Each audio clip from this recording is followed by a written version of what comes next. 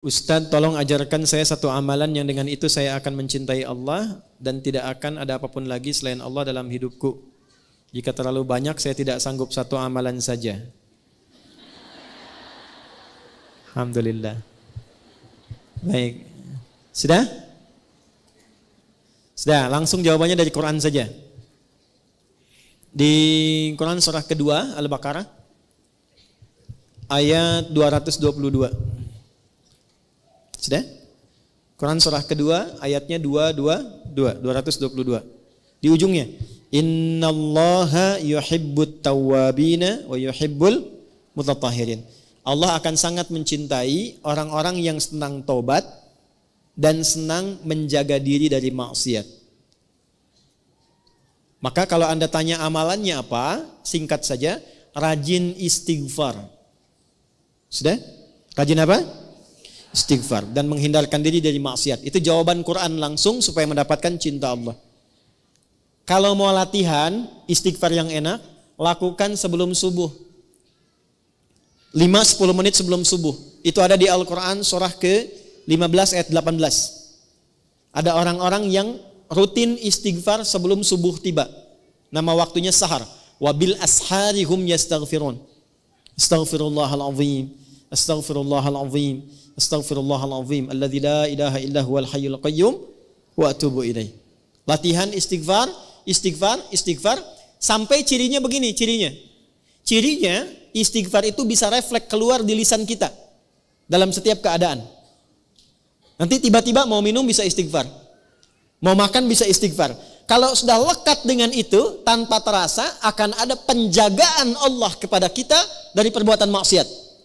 Mata nggak mau lihat kecuali yang baik. Lisan nggak mau bicara kecuali yang baik. Kaki nggak mau diajak jalan, Bu, kecuali pada tempat yang baik. Nah, ketika sudah tercipta kondisi itu tandanya Allah sedang mencintai kita. Karena ciri pertama ketika Allah mencintai seorang hamba adalah menutup semua dosanya dan menjaga dia dari perbuatan maksiat. Itu ada di Quran surah ketiga Ali Imran di ayat 31. Ketika seseorang sudah mendapatkan cinta Allah, maka diberikan tandanya bukan pada harta, bukan pada kedudukan. Jadi kalau ibu misalnya semakin kaya, suami semakin tinggi kedudukan, jangan disimpulkan bahwa itu tanda cinta Allah, jangan.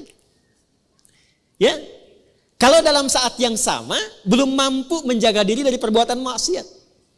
Tanda cinta yang Allah berikan yang pertama pada seorang hamba adalah menghapuskan dosanya dan menjaga hamba itu dari perbuatan maksiat.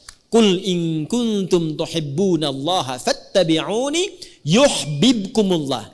Allah akan cintai seorang hamba. Kapan dicintai itu? Wa yaghfir lakum dzunubakum, ketika Allah mengampuni seluruh dosanya dan menjaga dirinya dari perbuatan maksiat. Maka yang lakukan istighfar. Sampai merasakan kenikmatan istighfar itu. Saya berikan rahasia yang ketiga ya, dan ini mungkin yang terakhir rahasianya. Bu, kalau istighfar sudah rutin dan rutin dilakukan dalam diri, maka yang paling dahsyat itu bahkan bisa menghadirkan nikmat Allah sebelum kita menjalani kebutuhannya. Bahasa gampangnya begini, bahkan perkara rezeki pun sebelum butuh Allah sudah siapkan. Sampai ke titik itu. Ya, sampai ke titik itu. Makanya dulu banyak orang-orang yang kalau ingin menarik perhatian Allah, dia banyak istighfar. Atau punya hajat itu, ya sesuatu yang bahkan penting, itu istighfar. Saya pernah cerita nggak di sini kisah tukang roti dengan Imam Ahmad tuh? Pernah nggak? Kan? Ada seorang tukang roti, itu rajin istighfar. Istighfar. Satu kali, Imam Ahmad itu nggak tahu kenapa pengen jalan. Imam Ahmad bin Hanbal yang hafal 1 juta hadis, jalan.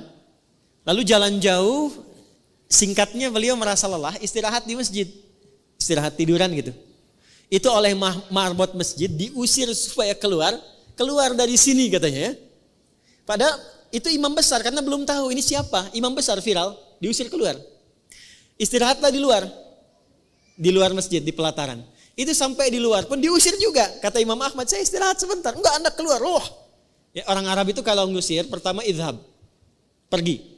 Kedua barwah, luar. Ketiga, rawah. Rawah itu maksudnya sudah jengkel. Kalau sudah jengkel, rawah keluar dengan ruh-ruhnya sekalian. Rawah kan. Itu Imam Ahmad keluar. Begitu keluar, lalu kemudian lewatlah tukang roti tadi. Ya, dia sedang membuat adonan. Karena melihat seseorang itu sedang lelah, capek, dipanggil. Syekh, kesini aja istirahat katanya. Ya.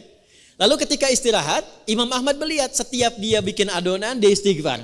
Dia istighfar, dia istighfar. Ditanyalah kemudian oleh Imam Ahmad, ma faidatu istighfarika laka? Tuan katanya, apa manfaat istighfar ini kepada pekerjaan Anda? Karena saya lihat setiap mau bikin adonan istighfar, selesai istighfar, bikin lagi istighfar.